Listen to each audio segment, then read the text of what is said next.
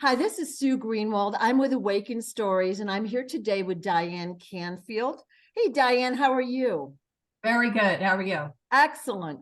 Diane is a friend of mine that I met a few years ago. She is a psychic medium, and I'll be putting all of her contact info below in the description of this video, so you can schedule your own private reading or conversation with Diane if you like.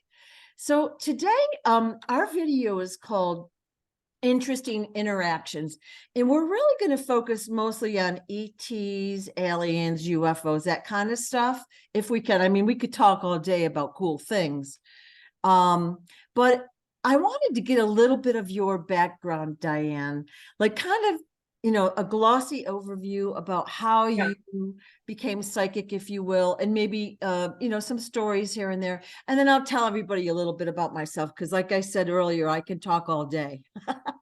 Well, I like that too, so that's all right. Yeah. Well, I had psychic experiences as a child, and it's easier for a person, I have found, in my psychic journey, to develop psychic abilities if they had psychic abilities as a child. And that is because you could draw on those going forward. So that doesn't mean that you can't have psychic abilities as an adult if you didn't as a child, but it helps you to draw things forward. In other words, like when I started having psychic abilities, I remembered, oh, right, I had these in the past. yeah. Okay, did this also happen with you where you had things? Yeah. So as a kid, I was empathic. Nobody knew what all that was way back then. That was really a long time ago. But I was empathic, intuitive. I had all sorts of dreams, and like I could see things that people didn't. I didn't know any different, Right. I could walk into a room and be like, "Ooh, get out now!" Like the energy wasn't bad. Right. Yeah. So that it actually saved me a lot as a kid from getting in trouble. I use those skills, but I didn't talk about them a lot. Like again, as a kid, you don't know what's normal and what isn't. You just go about your day. And then your parents, like with me, my parents didn't give me any support from anything that I was going through. They just kind of whitewashed it over, which is what most parents back then at least did. Hopefully parents are going to be more aware in these day and age. I hope that they are. Well, I like to think that too. My dad was super cool. Like he read a lot, which I read a lot now, but he had books like he had Chariot of the Gods. He had books about unusual happenings on unexplained mysteries or whatever, and like Easter Island heads, and you know what I mean? So yeah, that's so funny because my dad was the same way. Yeah. My dad had all this stuff on aliens. Yeah. Isn't that interesting? And there wasn't a lot back then. Yeah. But my dad had it. So of course I read all his books. And every time there was a science fiction movie on TV, which again, we had to get up and manually turn the channel. So that was a long time ago. But my dad, like our family ate science fiction up. Like any movie that was on, we were glued. Yeah, we watched the same thing. We did the same thing. Star Trek, we were like maniacs for Star Trek, Yeah, we did the same thing. Yeah. But, so my dad was really into aliens and had all kind of alien magazines and everything else, and always believed in aliens. And you wonder if it's also a generational thing. Like my dad could have been contacted by aliens and didn't know it, and this is why he was so interested. So you wonder if it goes down to generations when you go back and think about these things. And then my mom, she has a Native American Indian background going through her father, and she always knew things, and yet of course she never thought that it was anything psychic. She always just like, no, this is the way it is. I know this is how it is. And she was very adamant, like, I know this is how it is. And now I understand when she said that, she was tapping into something else. Right. And yet she didn't know it at the time. She didn't know it, Yeah. My mom was like that too. My mom really didn't like my mom did not like science fiction. And she didn't like it when we all talked about stuff, but she would sit there quietly and listen, but she didn't like it. But she had probably empathic abilities, intuitive abilities as well. Yeah. She Yeah. knew things, and of course, whenever, yeah, and I knew things too, and it just seemed, for me, it's natural. Like I have a knowing about things, and sometimes I'll know really bizarre things. I'm like, how could that even be that I know that? It doesn't even Right, make you'd be like, sense. that can't be. You'd be like, that can't be. Right. Yeah. Yeah, it's And cool. yet it turns out to be. And Yeah. you're like, wow, okay, Yeah. that was the way that it was. Yeah.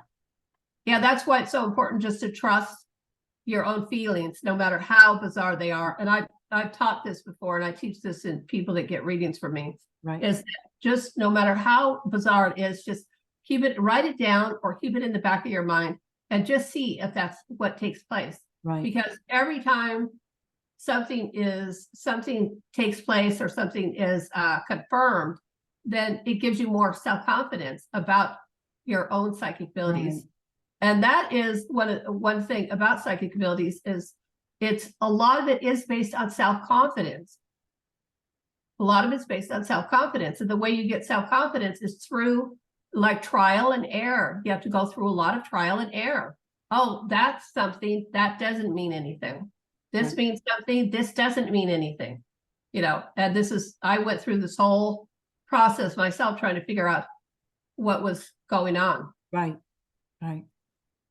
Yeah. But as far as my childhood experiences, I had experiences where I was already channeling, and I would write things down, channel things down, and I would show them to my parents and stuff. But they were like, oh, "Okay, that's nice." And then, I really did get support, and they were. I wish I would have kept them, but I didn't. I was just like, okay, I guess they don't mean anything, so I just threw them away. Yeah. I mean, it would have been nice if I would have kept them. But then I also had an experience where I went out of my body while I was sleeping, and I was able to see things that were going on in real time with my parents and my brothers and sisters of what they were doing. When they came back to the house, I told them what they did, what they were doing, and they just looked at me like, okay, and then moved on.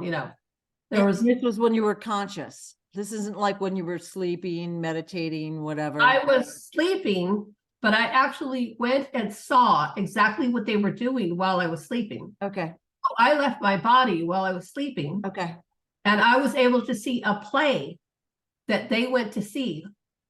And I was able to recount the entire play to them as if I was in the audience with them. And they were like, there's no way you could have seen that. I said, well, I did. But then they just brushed it off again, Yeah. When I was a kid, we had a summer place, and where my bedroom was, there was our neighbors had a really thick, like a 6-foot tall, thick hedge. And every night I would go to bed and I would hear music coming out of that hedge, like flutes and like a party going on in the hedge every night. And it kept me awake, right? But a few years ago, I asked my, mom, do you remember me having any weird experiences as a kid? And she goes, remember that time with the fairies in the hedge? And I'm like, yeah. She goes, that was one. And again, she was a non-believer. She did not like talking about this stuff, where the rest of us loved it. But I would lay there in bed and hear these fairies singing, dancing, getting wild.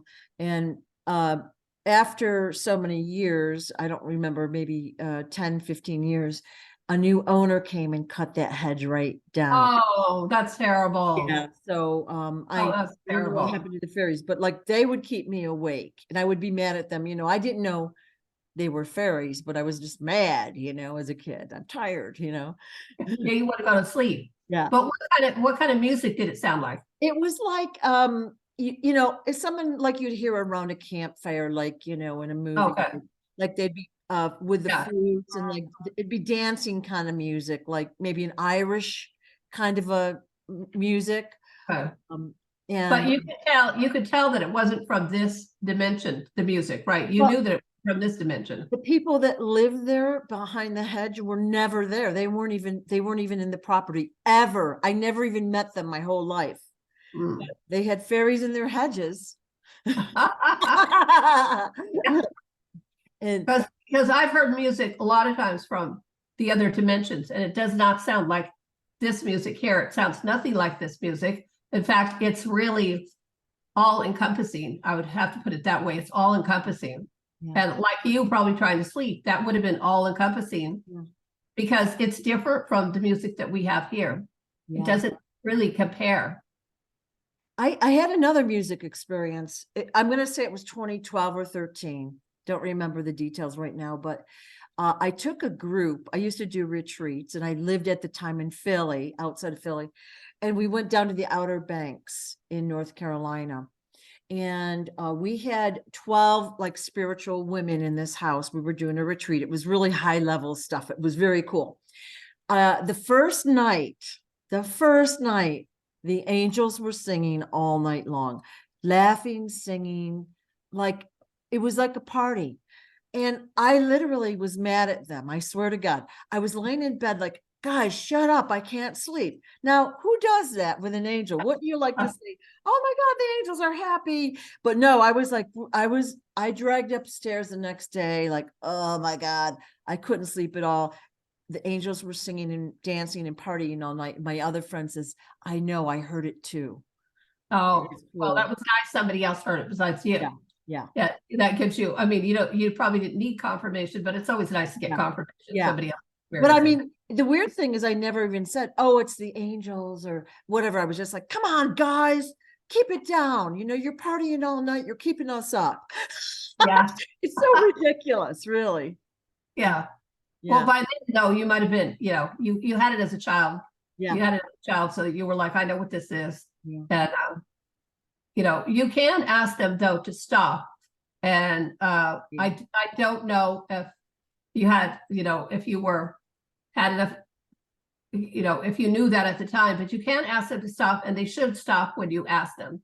But that's the whole thing about setting boundaries around yourself and saying you're allowed to do this to me and you're not allowed to do this to me. Yeah. Because with me, I learned early on. I actually learned this in Sedona with my first alien experience. Well, after seeing the huge mothership in Florida, but then I had another alien experience when I lived in Sedona in 2004, and I actually learned how to set boundaries at that time with them.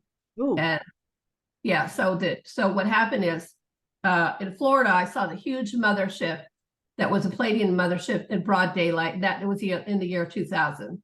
And my husband was with me, and he actually saw it first. And it was around 7 o'clock at night. And he said, look at that over there. And I looked, and I was like, oh my God, because that was really the first ship that I had seen, Right. that I at least consciously see. Consciously is a good point. Yeah, consciously see. Right.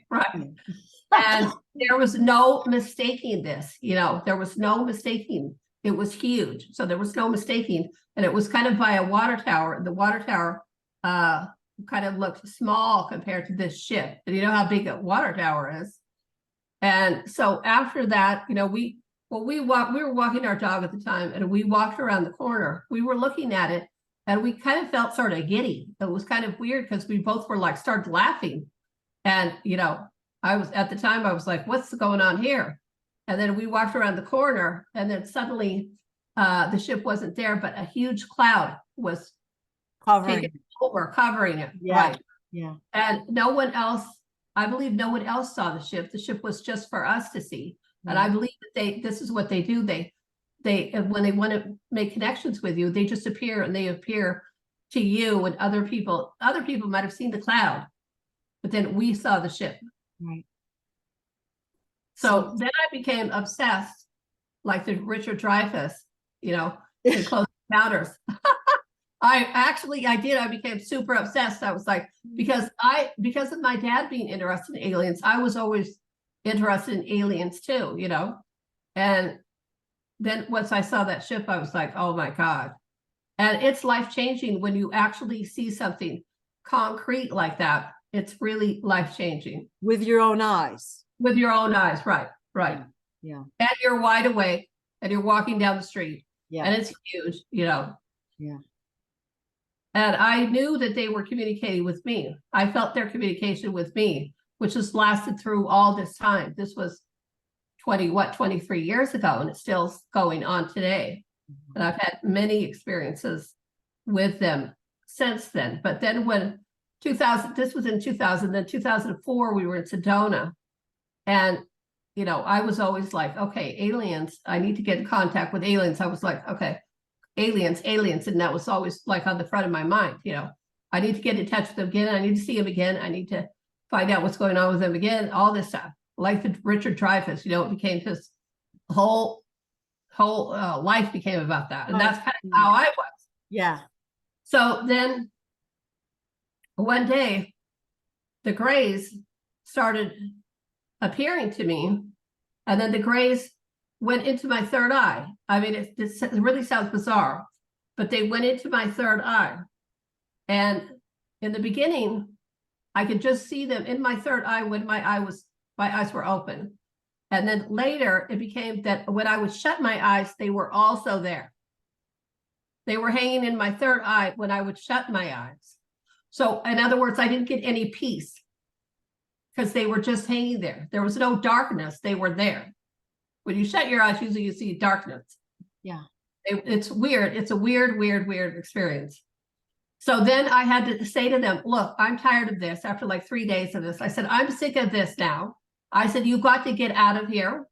You've got to leave my third eye. And I said, I know that you don't mean me any harm, because I feel like they didn't want to harm me. They just were investigating me or having fun with me or whatever. So I said, you've got to leave here now. And so within like an hour or so, they were gone. They didn't come back. And so I learned you've got to set boundaries with them and say ahead of time, it's best ahead of time to say, you can do this and you can do this, but you can't do this. Like I've told them, and this not only goes for aliens, but it goes for spirits and everything else, anything that's in another dimension, you know. And I've told them, you know, you cannot take me places unless you have my permission. They have taken me places, but they've had my permission first. Oh, okay. Yeah, you cannot touch me, because I've had a lot of spirits and stuff touch me, you know, rub up against me as they're passing me. You know, I don't really like that. Yeah. I don't really. I've had that too. And you know, like, again, if they're harmless, I don't mind as much, but I've had so much in the past, maybe even 10 years, it's amped up big time. And Yeah, like, just leave me alone, guys, you know? So, but yeah, well, so when you had a couple of grays in your third eye that you could always see. Yeah, well, I saw there was a few different kind of grays. So one was a regular gray, and then one gray would appear with red eyes. So they would like take turns coming through. Yeah, and they look different, but they looked the same, but they looked a little bit different. So they all belonged to the same group, it seems. So they were like investigating me because I had called them down. I've been saying, come in to me, come to see me, you know, without any boundaries. I had said, come in. Right. So then I looked, okay, we can't do that. We can't just give them the whole access to us all the time. Right. And you know, a lot of people, go ahead. That happened in Sedona, you said. Yeah, that was in Sedona. Yeah. But I had a lot of psychic experience also in Sedona, like going up to, but I have a lot now, but that was at the beginning of the phase, you know. Yeah. But like going up to Bell Rock, like my husband and I were walking up to Bell Rock, and I saw a person on each side of us, an older man, an older woman walking with us up to Bell Rock. And then when we've been there on vacation, a lot of crazy things have happened. We've been there on vacation, like when we were there in 2019, when we saw you there. I think it was 3 different times we went into the gift store, and everything, you know, those gift stores that are, well, you know where they are. Yeah. Yeah. What do you call it? Uptown? Yeah. Well, there's Uptown, there's Tlaquepaque, and then Uptown. Yeah. So we would be looking at the stuff, and everything on the wall would fall down. And it happened like 2 or 3 different times. Everything would fall down. Like you weren't touching it, would just fall off the wall. Okay. Just fall off the wall to the ground. And then another time we were in the Denny's, that's in Cottonwood, right? Because we went back and forth to Cottonwood a lot of times. And we went in there and ate, and I went up to pay, and I went up to the counter, and there was a small little container of toothpicks. And I was standing there, another girl was standing behind me, and the girl was behind the counter to take the money. And suddenly the little thing of toothpicks flew up in the air by itself, went down to the ground, crashed, and all the toothpicks laid on the floor. And I looked at the girl, I said, did you just see that? She goes, I did. She goes, I have no idea how this happened. Yeah. So it's, it's spirit. Yeah. And spirit doing these things, trying to get attention. Yeah. And did you feel it was malevolent in any way, or, it was just like trying to get attention, Yeah, I felt like I was trying to get attention. Yeah. Yeah. And it was fine. Yeah. They didn't try to hurt me or do anything to me. Although this can happen where they can become annoying. Yeah. Again, if you don't set boundaries, they can become very annoying. Yeah. All right. So I didn't tell what I'm doing now.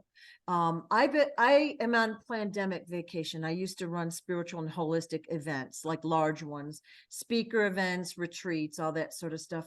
Before that, I had a yoga studio and blah, blah, blah, blah. So I've really been in the spiritual genre for 20 years, and before that I was learning, but that 20 years really accelerated. So, again, no events in 2020.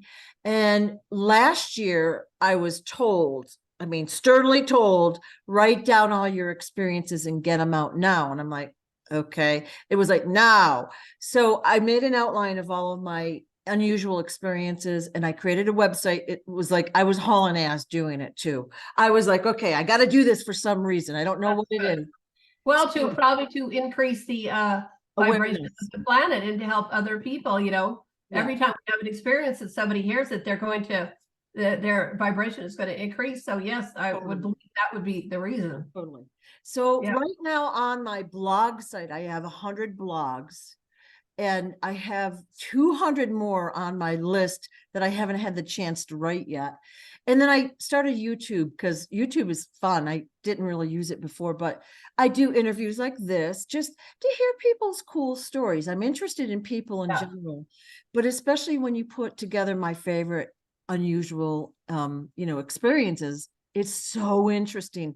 And so even when I started the blog and the YouTube channel, it's called Awakened Stories. But when I started it, I had people come up to me and said, you wrote about that last week and I had that happen to myself. I thought it was, and they were like, I didn't believe it was true. And I'm like, oh, it's true.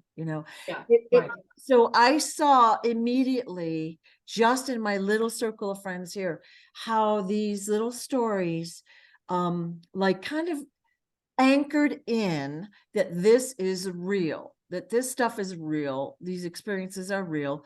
Some of them are fun. Some of them are crazy, so I like to write, and of course I like to talk. Can you tell? So it's really fun doing it. I love it, and it keeps me busy. And I'm not supposed to start back up with the expos and events just yet. I don't know if it will be, but not just yet. So, but that's how we met. Is that I was going to do one of your expos, and then COVID came. Yeah, and you were going to come out to Sedona too. I'm going to come to Sedona again, right? Yeah. So, anyways, that whole thing really sucked that happened. But you have no idea. That really sucked. I'm hoping that you will do more, expos that and I can be a part of that. I'm not sure what I'll be doing in the future. I always work by inspiration. Okay, so if somebody offers me $1 billion to do something and I'm not inspired, I can't do it. It's not going to be successful. So I do what I'm kind of like inspired to or told to. And I love it though. So it's, you have to do what you're passionate about, right? To be good at it. Yeah. But so, I feel like we were put together for a reason. Yeah. I feel like we will be working together in some capacity in the future. Well, I've always felt that. I do work right now with the Galactics quite a bit. All right. So we'll call it on the etheric level. Okay.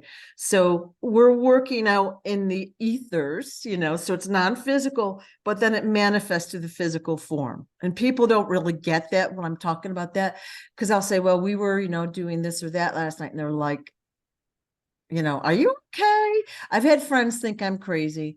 I can tell you crazy stories. I'm writing them up as fast as I can. I've had a lot of unusual experiences, but they're my experiences, and I'm sharing what I'm sharing to help people understand, Yeah. Well, everybody has they experience things their own way. Yeah. So we can't say, oh, there's just one way to experience things. Right. Everybody can experience things their own way. So have to be open-minded about how, the way that I experience things may not be how you experience things, Right. but that doesn't mean either one of us is wrong. Right. Well, you were talking about the toothpick thing at Denny's. A few months ago, I had like a lot of attacks happen. Like one day out of the blue, I was probably in my bedroom or something, doing something. I hear a lot of smashing, and 2 or 3 glasses fell out of my cupboard and smashed all over the kitchen. Like I wasn't even in the room, and they fell out and they smashed all over. So that was a lot of, effort to pick up all the little pieces of glass, and it's all good. And then the next day, something similar happened. It was like a lot of these accidents, weird ass accidents were happening. That's not, normal, it's not natural, but it is what it is. So, yeah. Maybe you just have to be like you are. You're open to experiencing whatever comes your way. And that's how you have to be. Yeah. Shut it down when it happens, not be afraid and run into the corner and hide. Oh my God, what's happening to me? A lot of people, if they're not used to it, they might, they might be afraid and then shut it down. And then once you shut it down, it's going to be hard to get anything back up again, because they see, oh, she's not ready. She's, she hasn't progressed enough for us to show her anything. Right. Well, yeah, that was, well, I don't think that was a good thing. Like smashing glass is not normally a positive thing. Would you think? It didn't fit. As long as you didn't get hurt or anything, I wouldn't say that it's such a negative thing. As long as just like the toothpicks, that was shocking, but it didn't. But, I'm pretty, open-minded. Like they would have to do something pretty extreme to me to make it negative. So I'm pretty open-minded about everything they do, because I really don't want to shut anything down at all. Right. Just except that I don't really want anything dark around me in any way. Yeah, right. So I have my house, oh my golly, protected. I've got stuff here, and to keep the dark out, because I have been attacked quite a bit. And well, I mean, like I'll give you an example. Like I went to the bookstore. This was quite a few years ago, but I went to the bookstore and I walked in and I hear this boo right in my ear. And I turned around and we were in the cafe part. I was walking through the cafe and I thought, oh, some man is trying to play a joke on me. So I turned around, there was nobody in the cafe. And so I knew right away I was being attacked. They were trying to scare me. Yeah. So I immediately called in Jesus, who was my guide. I called in Jesus for protection, and I said, make this being go away. And then I said to the being, you're not allowed to do this to me. Go away. You're not allowed to scream in my ear. Right. And since that time, it hasn't happened. Right. Yeah. And I would tell people to always call on Jesus or Archangel Michael. Yeah. I'm not talking from the religious standpoint, but if you're in a scary situation, call on them to protect you, or God. You could call God in whatever you want to call God. And again, this is not religious whatsoever, but it does the trick, That's right. And you have to be protected if you're gonna go into these kind of realms. You do have to be protected. You just can't go in willy-nilly. Otherwise, you have to learn how to be protected eventually anyway. Yeah. Because once you open your third eye, as I tell everybody, you're opening the entire door to not only the higher realms, but also the lower realms. And a lot of people think, oh, it's just all, love and light. Well, no, it's not, because here we are dealing with the lower realms also. Right. Right. And that's why you want to keep your vibration as high as possible, because if you're hot here and the dark entities are there, they're not going to basically they're not going to even recognize you. They're going to pass you by, and that's what you want. Yeah. But of course, they can see you when you're elevated also. Like with me, they're like, okay, she's got it elevated. She can see things. She knows things. She has see what's going on. So we're going to try to bring her down. Yeah. That's But, what they try to drain your energy and or attack or whatever. But they see our light and they're like, there's a nice little snack. yeah, right. I could scare her and then I could feed off of her. That's what he was hoping. Yeah. I could scare her by screaming in her ear. Yeah. Yeah. Well, But it takes a lot to phase me though. Like even that, I wasn't phased. So like it would take a lot for one of them to do something for me to really have any kind of reaction, like a negative reaction or whatever in any way. Because I already know that I'm protected. Yeah. So that's really what it takes is, like I was saying, like self-confidence that you are already protected. Right. And that's true. That's very true. And some of these things will bleed through, like these ghosts or spirits that want to attack you, but it's okay. You just handle it and then you just move on with your day. Right. Yeah. Like it, I continued in the bookstore. I continued doing everything that I was there to do. Right. I just handled it and moved on, Yeah. I wanted to tell you about one of the coolest UFO stories I have. I mean, I have a lot of them, but I thought this was the coolest ever. Okay. So as I told you, my parents had a summer place. It was on the St. Lawrence River, which is the top part of New York State. That's kind of where I grew up. And that was our summer place. It was gorgeous. And this was probably late 80s, early 90s. I don't remember what year. And like I said, my mother was a non-believer and did not like to talk about aliens, UFOs, or anything weird. Okay. She was a great mom, but she wanted like the mainstream life. Well, we would sit around the campfire every weekend, look at the stars. We would see spaceships going by. We'd see satellites. We'd see all sorts of stuff.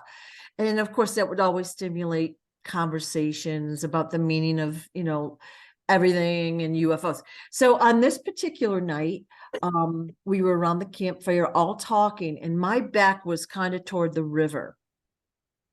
And over the river, now we had a lot of property, but the river is 2 miles across. It's big where our property was. And something came over the river low and slow and, basically glided over everything. And it was so big, it blotted out the stars. So it like kind of came over us and it went, south, and my whole, the sky was dark for, I don't know, minutes, whatever it was. And it was really slow. It just took its time. You could. How old were you? Let's say mid-20s. Okay. Maybe, okay. Yeah, mid to late 20s. I can't you weren't a child, so you were a child. Yeah, no, I was an adult.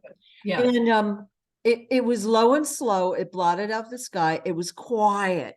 Okay. Yeah. And you could feel the present. Now, it's not like we could see it. It was just darkness. Okay. So we're all sitting there. Of course, the conversation dies. Right. It goes over. Because you could feel it, right? Totally feel it. You could feel it coming through. And so we're all sitting there and it goes by and we, no conversation for a while.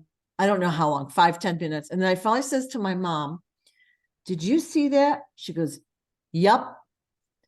And literally that was the only time we ever talked about that. Wow. We never talked about it.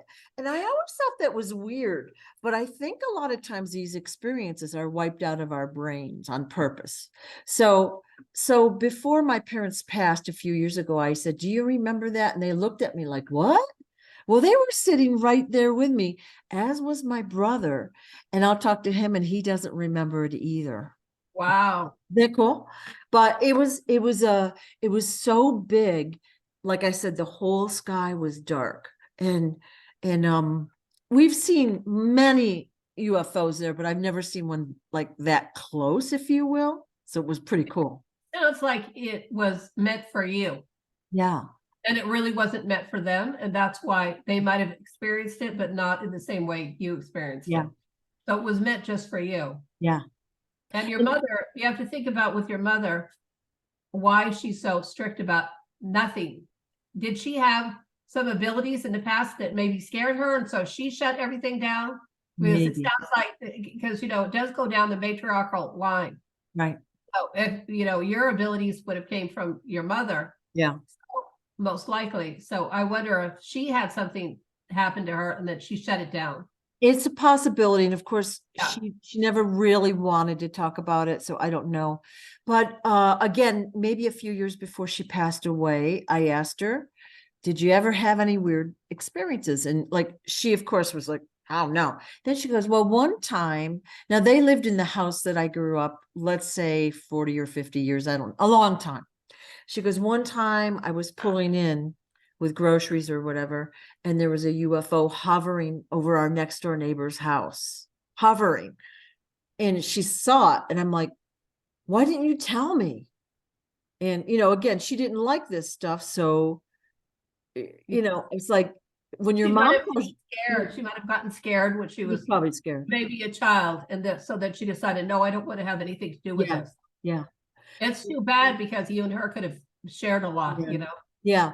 Well, my daughter has crazy experiences all the time. So she lives in Orlando area. So I went down, last year, and she had to go to work one day. So it's like 6 or 7 in the morning. She sends me a picture of a UFO over her school, where she's a teacher. She's an art teacher. And then she's also a soccer coach after school. So she was doing a soccer game and a UFO hovered over the soccer field. So this was maybe 4 or 5 in the afternoon, full daylight. And she said the soccer girls were afraid, like they could clearly see it, like right there. And they were afraid that it was going to, abduct them or whatever. And I said, dude, I do these blogs and this website. Why didn't you send me a picture? And she said, I took a lot of pictures, but none of them came out. Yeah. But yeah, I'm not surprised at that. Yeah, she sent me one of them. So like I put them out on, I have a Telegram page. I put them on the blog. I collect them, but I'm not always super organized. I've got these pictures everywhere, So, Oh, that's okay. yeah. I mean, we do what we can do. Yeah. But yeah, I'm not surprised that didn't show up in the camera. And people have asked me, well, do you have any pictures? Well, the last thing, honestly, when I have an alien encounter, I'm not going to get out of camera and start taking a picture of them. I'm not going to do that. I can't tell you how, like, I'm here in Sedona. I see UFOs all the time. Okay. All the time. Daylight, nighttime, over my house, over. Last week, I live on kind of a little incline on a hill. I'm pulling out of the neighborhood. There's a giant mothership over the entire city of Sedona, like Wow. right there. And of course, I'm driving now. I used to pull over and try to get pictures. Some of them are okay. I get a lot of lenticular clouds here, and those are the clouds that cover the UFO. Yeah. But this is a full-on freaking huge UFO. And I was like, I'm good. And I kept driving. It's funny. But what I do have some pictures. One time I was at the park. There's a park here called Posse Ground Park during the daytime hours with my friend. We were just hanging out, walking the dog or doing whatever. And I looked up. The skies here are extremely bright blue. They're beautiful. And when there's no chemtrails, I should say. Yeah. But I look up and I see this dot, like kind of right above us, like way up. And then it disappears. I'm like, okay, I must have imagined it. And then a couple dots appear, then they go away. Then 5 dots appear, and then it goes away. 3 dots appear. So basically 1 to 5 energy dots, if you will, would pop in and then pop out, and they'd move. Okay. And this is broad daylight. I do have some pictures. Now, when you put your camera up to the sky and try to take a picture, it's really hard to like zoom in on it. So I Yeah. have one dot out of five. I couldn't get them all because I was like, wobbling a little bit. But then Yeah. I expanded it, and if you look at it, it looks like an energy ball. Okay. Oh, interesting. Yeah. And then a few months later, I'm in the swimming pool. I go to this gym here in Sedona, and they have a beautiful pool.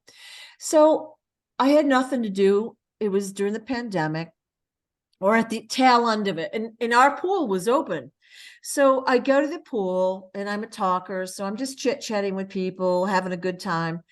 And I see an energy dot, a UFO, up. Now the clouds are flying left slowly, but this dot was there for at least 2 hours in the same spot, right? Mm. So I showed everybody in the pool. I went out and got my camera, took a picture, same kind of a thing. It looks like an energy ball. And then it moves, from it was like in the same spot for about 2 hours. Then it moved to my right, because I Yeah. was keeping my eye on it all day. It moved over to another location. Same thing. It didn't move. The clouds are flying by. It was really cool. Really Yeah. cool to see. Broad daylight. Sedona's kind of a hot spot Yeah. anyway. Be a Yeah. hot spot. Florida's a huge hot spot also. Yeah. I So, actually think pretty much everywhere is. It's just, in these two areas, it's easy to get outside.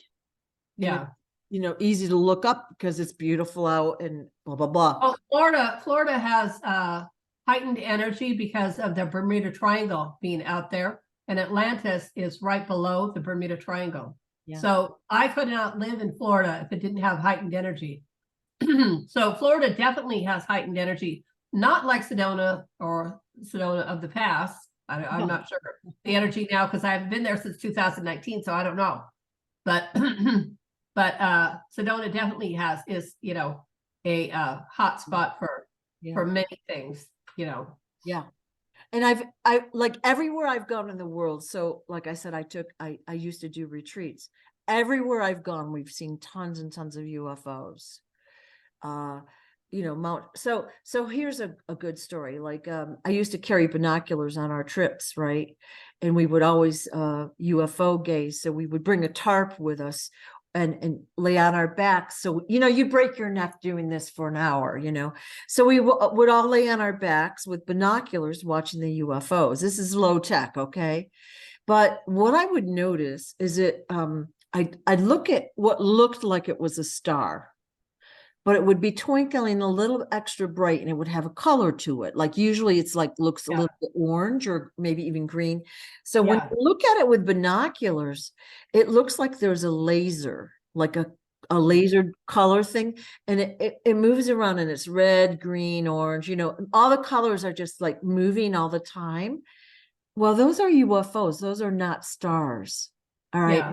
So I can go out at night here on a clear night and say there, and there. Okay. I can see them with my eyes, but obviously with the binoculars, it's so much more dramatic and clear, Yeah. Yeah. So I see them all the time. In Mount Shasta, that's a big hotspot for UFOs as well. So the first time I went, I don't know what the year was. Let's say 2016, 17. Okay. We had rented an Airbnb, and there's a hill that looks like a giant pile of coal that was just dropped there. Okay. I think it's called Black Butte. I don't know if that's true or if I'm making that up. It does have a name. I just don't remember it. But we were sitting out on our porch the first night, and there are lights hovering all over and moving. They look like little fairy lights. Well, those were UFOs. And we could see them as it got dark. We were watching them. When it got dark, we could see them really easily. And then we would see them all over the sky. It was crazy with just our naked eyes. So they're everywhere. It's just a matter of, looking up when you're outside on a clear night, Right. Well, I would say they're out there in the daytime too. Oh, yeah. Yeah. But you have to have a higher vibration in order to see them, because all the ones that I've ever seen have been in the daytime. Yeah. So I only see them during the day because Oh, at yeah. night there's too many other things out there. There's satellites and everything else. So True I that. don't, too. but I don't really go looking for UFOs either, you Yeah. know. I don't actually either. I had a friend call me a few months ago. She goes, there's a big UFO over the airport.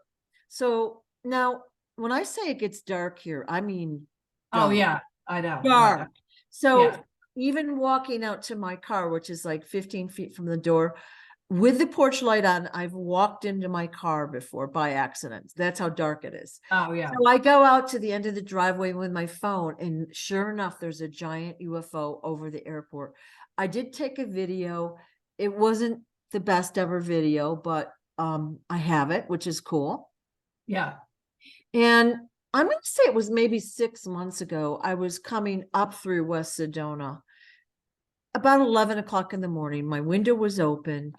I'm at a stoplight. I turn my head and there's 6 UFOs, broad daylight, right there in the air. Now, of course, my phone's across the car, in my purse. And I was like trying to do one of these, look at it, watch the stoplight, and get my phone. I couldn't do all 3, so I just watched them with my eyes. 6 UFOs in like kind of hanging over Sedona. Yeah. And I was looking around to see if anyone else noticed it, and it just seemed like everyone's They probably just showed up for you. yeah, like business as yeah. usual, it feels like, Yeah. Yeah. I mean, definitely the ones that I've seen just show up for me. Yeah.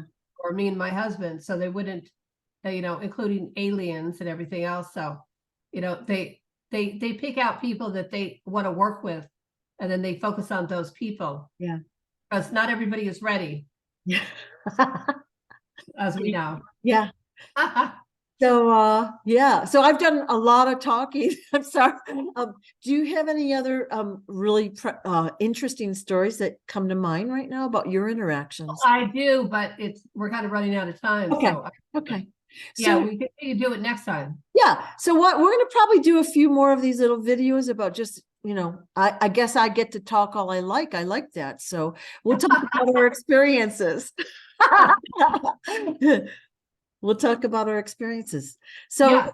thank you so much for your time. It's been so fun to reconnect with you. I know it's been great. Yeah. All right. Thanks so much, Diane. I'm going to put all your contact info in the description, and we'll talk to you soon. Okay. All right. Bye-bye. Okay.